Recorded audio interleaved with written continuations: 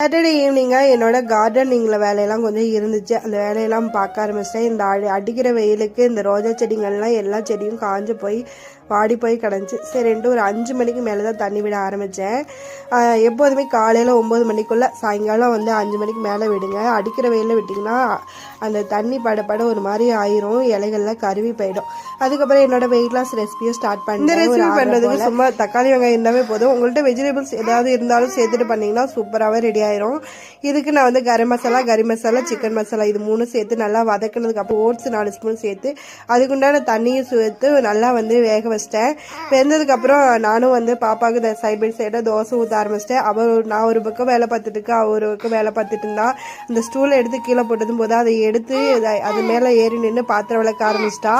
அவளை வீடியோ எடுத்து பிடிங்காட்டி ஓட்ஸ் கஞ்சி ரெடி ஆயிடுச்சு. சூப்பராகவே ரெடி ஆயிடுச்சு. இதில் வெஜிடபிள்ஸ்லாம் போட்டிருந்தா இன்னும் அட்டகாசமாக இருந்திருக்கும்.